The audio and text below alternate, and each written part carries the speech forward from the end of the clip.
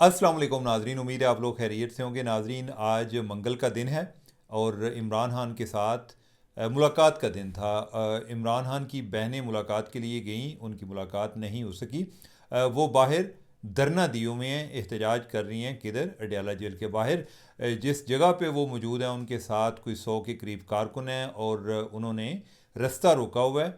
Police उनको उठाने की कोशिश कर रही है और वो उठ नहीं रहे। वो कह रहे हैं कि जब तक हमारी मुलाकात नहीं होगी हम जाएंगे नहीं। पुलिस ने कोई जो मेरी इतलात हैं उससे पता चला कि ऑपरेशन की तैयारी की, लेकिन वो कुछ देर के लिए रुक गए। अब ऐसे मालूम होता है कि जैसे वो इंतज़ार कर रहे हैं कि जूं जूं रात बढ़ती जाएगी तो वो कोई उनको दोबारा से उधर उठाने की कोशिश करेंगे।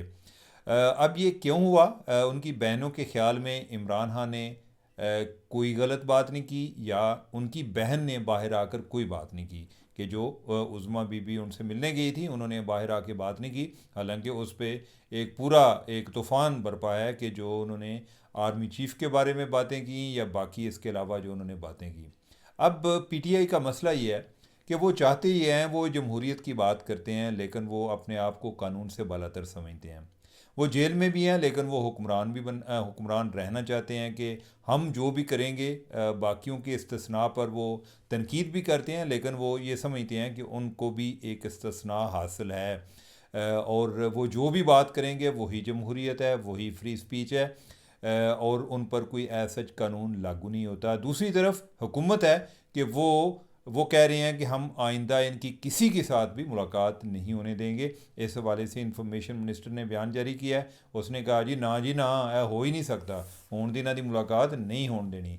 और जो इन्होंने पिछली दफ़ा किया है और हमारे साथ ये वादा करके गए, अगर आपको याद हो तो हमने इस पर बात भी की थी कि हुकूमत के साथ इन्होंने एक कमिटमेंट की थी कि मुलाकात के बाद बाहर आकर कोई इस तरह का कोई बयान जारी नहीं करेंगे। हुआ क्या और कैसे किया इन्होंने कि जो उनकी बहन है वो उधर से बातें कर रही, कोई आकर ख़ास को बात नहीं की, लेकिन बाद में इमरान खान के ट्विटर अकाउंट पर वही बातें जो इमरान खान ने बताई थी वही बातें इन्होंने बाहर आके ट्वीट कर दी। तो अब मसला संजीदा होता जा रहा है। अब ये कैसे चलेगा? ये हम एक नए फेज़ में दाखिल हो गए हैं। पहले तो ये था कि इमरान खान के साथ मुलाकात होती थी और ये बाहर आकर गुफ्तगू करते थे। अब यह है कि मुलाकात नहीं होगी। अदालत में भी हुकूमत यही बयान करेगी कि ये जो कमिटमेंट करते हैं वो उसकी वायलेशन करते हैं, और जो कैदी है वो उसका बिहेवियर ठीक नहीं है, यानी कि रवैये के भी नंबर होते हैं, या उस बुनियाद पर जो मुलाकातें कई दफ़ा बंद भी की जाती हैं। अब अभी तक इस हवाले से यही अपडेट है। बाकी जो ही कोई आपको मज़ीद आएगी हम आपसे के साथ शेयर करेंगे। इस दौरान एक इंटरेस्टिंग डेवलपमेंट हुई है। लाहौर में एक एफआईआर दर्ज हुई है और उसमें कुछ चोरी की एफआईआर है। मतलब यह है कि कुछ चोरी हुई है। और जिस चीज़ की एफआईआर है उसमें बताया गया कि 2 सेब चोरी हुए हैं और एक हैंड वाश चोरी हुआ है। और इससे भी यानी कि आपको हैरानगी हो रही होगी कि यार ए किहड़ी गल है कि कौन इस तरह की तो पहली दफ़ा सुनी है एफआईआर। लेकिन इससे भी ज़्यादा मैं हैरानगी वाली बात बताऊं कि ये एफआईआर जो है ये एक जज साहब की तरफ से हुई है कि उनके चैम्बर से 2 सेब और हैंड वाश चोरी हुआ है। जज साहब जो हैं वो एडिशनल सेशन जज थे। उन्होंने अपने रीडर को भेजा कि जा भाई एफआईआर करा गया, और उसने जाकर उसी तरह मनो बता दिया जी कि मुझे जज साहब ने कहा कि रिपोर्ट दर्ज करा किया। और फिर क्या हुआ उसके बाद? ये बात जो है वो जंगल में आग की तरह फैल गई कि चोरी वाली बात तो पीछे रह गई कि चोरी किसने की है, उनके सेब किसने चोरी किए हैं, हैंड वाश कौन ले गया, जो जज साहब के साथ हैंड कौन कर गया। लेकिन इससे ज़्यादा जो बात है वो ये थी कि एफआईआर किसने चोरी कराई है, जायदा ना की ये, और ये हुआ क्या है। और मैंने जब एफआईआर पढ़ी तो मुझे शुरू में यकीन नहीं आया। आई थाट कि आज के दौर में हम एआई के ज़माने में रहते हैं जिधर बहुत सारी चीज़ें वैसे भी कोई फेक भी चल रही होती हैं, लेकिन बाद में मुझे पता चला कि ये असली है। फिर मैंने को पुलिस वालों से भी पूछा, मैंने कोई एक दो जज साहबान से भी पूछा। मैंने कहा कि ये जज साहब जो हैं को पहले भी इस तरह की एफआईआर कराते रहते हैं या कि को पहली दफ़ा कराई है? आजकल कोई पता नहीं चलता ना। हम जिस दौर में रह रहे हैं ना, जो टिक टॉक वाला दौर है, तो इस दौरान हर बंदे के अंदर कोई ना कोई एक टिक टॉकर छुपा हुआ है। वो कोई परफॉर्मेंस दे सकता है या नहीं दे सकता, लेकिन उसका दिल कर रहा है कि कहीं ना कहीं ज़िक्र होना चाहिए कि जो इसमें भी यही है कि इसमें जज साहब का फ़ैसला है ना, यानी कि लोग जो हैं जज साहब से ज़्यादा उनके फ़ैसले पे डिस्कशन हो रही है कि जज साहब ने फ़ैसला किया है कि मैं एफ़आईआर दर्ज कराऊंगा। खैर ये है कि पता चला कि एक जुडिशल सर्कल से पता चला जी कि जज साहब के उधर पहले से कोई एक शायद फ़ोन भी चोरी हुआ था। तो जज साहब तंग आ गए थे कि यार ये क्या तरीका है, और उन्होंने एफ़आईआर करा दी। लेकिन ये है कि या तो कोई बड़ी चीज़ चोरी हो लेने देते, उसका इंतज़ार कर लेते, अगर कोई चोर इतने ही कंसिस्टेंट किस्म का को रेगुलर है जो आता रहता है, और अगर करनी थी पता नहीं उन्होंने को आउट ऑफ फ्रस्ट्रेशन होना गया कि ऐत की शायद उन्होंने पिछली दफ़ा तय कर लिया हो कि हुण जी चोरी होएगी ना तो ऐत की तो मैं ज़रूर शिकायत लगेगी। तो इस दफ़ा हुई सेबों की चोरी और उन्होंने वही जो है वो एफ़आईआर करा दी। जो पुलिस से मुझे पता चला वो यही है कि जो पुलिस वाले हैं वो भी घबरा गए कि अब जो है जज साहब की जो इतने बड़े बड़े केसेस जो हैं उनको रिपोर्ट एफ़आईआर नहीं कर रहे होते, उन्होंने इस चीज़ पर कर ली। और फिर पता चला कि जो उनके जो आगे बॉस हैं वो इस चीज़ पर खफा हो गए कि यार की अपना मजाक बना लिया, साढ़ा सारे का मजाक बना लिया। लोग आके पूछ रहे हैं कि यार केड़े जज साहब ने जिन्हें एफ़आईआर कराई है। फिर जो है बाद में वो एफ़आईआर कैंसिल करा दी गई। तो ये एफ़आईआर जो है चोरी की एफ़आईआर है, और ये जो सेब और हैंड वाश बरामद हुए बगैर जो है ये कैंसिल भी करा दी गई है। तो एक तरह से इसको क्या कहा जाए, फौरी इंसाफ कहा जाए या कि इंसाफ के रास्ते में रुकावट की कहा जाए, ये फ़ैसला आप लोगों ने करना है। एक खुशखबरी आप लोगों के लिए, मैं भी उनमें शामिल होऊंगा, वो ये है कि आज ये पिछले दिनों हमने कोई शायद इस हवाले से ज़िक्र भी किया था कि जो आईफ़ोन है, आईफ़ोन पे टैक्स लगता है, और काफ़ी भारी टैक्स लगता है। मेरा तो हर ज़रा मामला डिफरेंट है कि मेरा फ़ोन चोरी हुआ और उसके बाद मैं एक और फ़ोन लेकर गया तो उन्हें क्या जी दे भी टैक्स दूँ। मैं कि यार ये पहला चोरी हुआ है, आप तो मेरा फ़ोन भी नहीं पकड़ सके, रिकवर कर सके। आपको यानी कि टैक्स तो लेने का मकसद ये होता है कि आप मुझे हिफाजत फ़राम करेंगे, तो आप तो मुझे वो भी फ़राम नहीं कर पा रहे। तो अगर मैं और को फ़ोन खुद ले आए हूँ तो कम से कम इसको तो पहले टैक्स के अगेंस्ट एडजस्ट करें। तो उन्होंने ऐसा नहीं किया। तो अब यह है कि ओवरऑल फ़ोनों पर टैक्स काफ़ी ज़्यादा है। इवन जो पुराने पुराने फ़ोन हैं, पुराने का मतलब ये है कि अभी जो है i17 मेरे हले आ गया, जो i12 है उस पर भी मेरे हले को 75,000 टैक्स उस पर भी लग रहा है।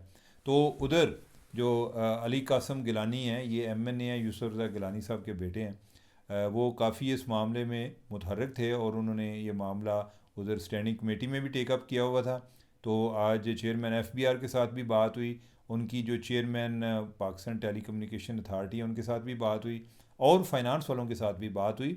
तो उधर उन्होंने उस पे कुछ कहा है जी कि हम इस पर गौर करेंगे, और इस पर कोई कमेटी बनाई गई है कि कमेटी इस पर कोई देखेगी कि हम इसको कम कर सकते हैं या ख़त्म कर सकते हैं। अब यह है कि इनके लिए ये ख़त्म करना क्यों ज़रूरी है, यानी कि इसके हवाले से जो चेयरमैन PTA ने उस मीटिंग में इंकशाफ किया, उन्होंने बताया कि हमारे जो लोकली मैन्युफैक्चर्ड फ़ोन है इस पर 5G नहीं चल सकता, यानी कि 5G वो लेकर आ रहे हैं, 5G स्पेक्ट्रम, और वो इस पर ये उसके काबिल नहीं है। तो उसके काबिल कौन से हैं? जो बाहर से आपसे इंपोर्ट करते हैं। तो अगर आप 5G पर लेकर जाएंगे और आपका फ़ोन को चलन वाला होते तो नहीं होएगा, तो तुहाँ यानी कि छनकना बजाना की करना है, यानी कि उसकी फिर जो है 5G की तो कोई ज़रूरत नहीं है। और वैसे अब AI का ज़माना है, चीज़ें जितनी फ़ास्ट होती जा रही हैं, अगर आप जो है लोगों को स्टोन एज में ले जाना चाहते हैं तो वो एक अलग से बात है। अब इस पर क्या होगा, वो कहने को तो उन्होंने कहा जी कि हम कोई कमेटी वगैरह बनाएंगे। कमेटी भी बन जाएगी, एक तो इनके लिए एक मजबूरी बन गई है कि 5G जो है वो फरवरी में आ रहा है, और उससे पहले यानी कि अगर फ़ोन जो हैं लोग इस तरफ उनको इस तरीके से डिस्करेज किया जाए कि टैक्स के हवाले से, तो लोग तो फ़ोन भी नहीं लेंगे, तो आप 5G से भी पूरी तरह उसको यूटिलाइज़ नहीं कर पाएंगे। लेकिन इसका एक दूसरा एंगल ये है कि ये जो टैक्सेस वगैरह हैं, ये जो बजट आता है जो कि पार्लियामेंट से पास होता है, उसमें ये टैक्सेस वगैरह लगते हैं। अब क्या ये टैक्स में कमी या उसको रैशनलाइज जिसको कहते हैं, यानी कि उसमें कमी करना, क्या ये मुमकिन है कि उधर पार्लियामेंट में गए बगैर ये कर सकते हैं या नहीं? ये कोई चीज़ें हैं, वजाहत तलब हैं। अभी उन्होंने कहा जी कि हम कोई एक मीटिंग कमेटी बनाई है जिसमें एफबीआर होगा, जिसमें पीटीए होगा, पाकिस्तान टेलीकम्युनिकेशन अथॉरिटी, और जो फाइनेंस की जो टैक्स पॉलिसी वाला ऑफिस है वो होगा।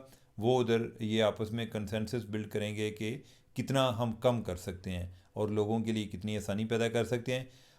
ये एक पॉजिटिव डेवलपमेंट इस सेंस में है कि पहले तो कभी इस पे बात ही नहीं हुई थी। ये कासिम गिलानी काफ़ी देर से इस केस को परस्यू कर रहे थे और अभी इस पे आगे चीज़ें बढ़ना शुरू हुई हैं। उम्मीद है कि ये इसके बारे में कोई फाइनली कोई पॉलिसी डिसीजन भी हो जाएगा।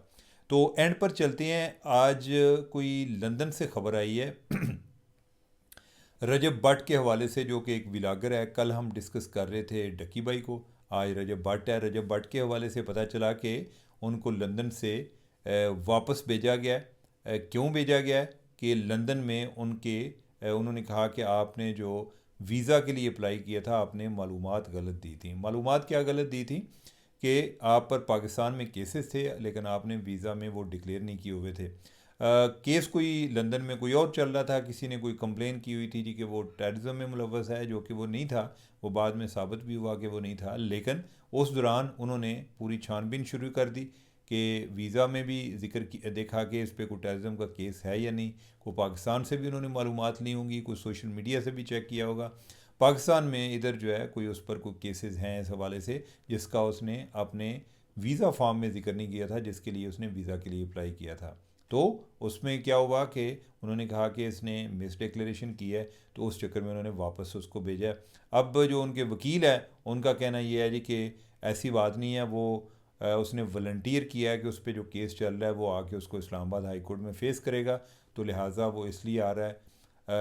मुझे पहली बात जो है उसमें भी वज़न लगता है। या फिर आप ये कह लें कि जो ये इन दो बातों के दरमियान कोई बात होगी, दोनों बातें भी ठीक हो सकती हैं कि वो वाली पहली बात उसको लगे कि मेरा उधर रहना ही मुमकिन नहीं रहा, और जो दूसरा है कि उधर आके इन्होंने अदालत को ये बता दिया हो जी कि जनाब बंदा जेड़ा तुहाडे अगे पेश होने बेताब पिया। लेकिन इसमें जो इम्पॉर्टेंट चीज़ है वो ये है कि क्या इसी तरह की को प्ली जो गवर्नमेंट है वो कोई बाकी यूट्यूबर्स के बारे में तो नहीं लेने जा रही। मसलन कोई शहजाद अकबर का केस है, या जो उधर आदिल राजा है, कोई उनके भी कोई इसी तरह इन्होंने को फॉर्म वगैरह चेक किए हों कि ये लोग पाकिस्तान में मतलूब हैं, क्या इन्होंने डिक्लेयर किया या नहीं किया। ये भी कहना को बाइदस क्यास है, लेकिन ये है कि ये मैंने फ़र्स्ट टाइम सुना है इस तरह की बात कि किसी को इस लिए वापस भेजा गया है, या कोई ऐसा बंदा जिसको कोई चार लोग जानते हैं, तो उससे हमें उसके हवाले से हमें पहली दफ़ा पता चल रहा है। तो एन मुमकिन है कि कोई गवर्नमेंट कोई इन्हीं एंगल्स पर जो बाकी जो पीटीआई के मीडिया वाले हैं, सोशल मीडिया वाले, उनको शायद वापस लाने की कोशिश कर रहे हो। मेरी आज किसी से बात हो रही थी जो कि मोहसिन नकवी के भी करीब हैं। उनका ये ख्याल था कि जी मोहसिन नकवी आमतौर पे इस तरह का बयान जो कि उन्होंने दिया कि जी हम इनको वापस लेकर आएंगे, यानी कि वो मजाजन को इस तरह का बयान देता नहीं है जब तक वो काम कर नहीं सकता। अब ये वक्त बताएगा कि मोहसिन नकवी ने वाकई कोई होमवर्क किया हुआ है या किसी के कहने पर यह बयान दे दिया है। तो नाजरीन, मेरे के आज के लिए इतने ही काफ़ी। और फिर हम कल मिलेंगे। नई गुफ्तगू होगी, नए टॉपिक्स होंगे। पाकिस्तान में वैसे टॉपिक्स की कमी नहीं होती। तो मुझे दें इजाज़त। अल्लाह हाफिज़।